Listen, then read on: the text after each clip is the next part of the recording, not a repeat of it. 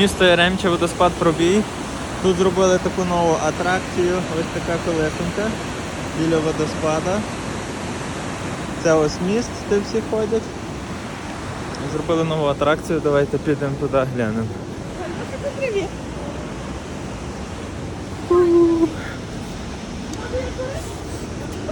Що ви? Йдемо глянемо. Головне акуратно.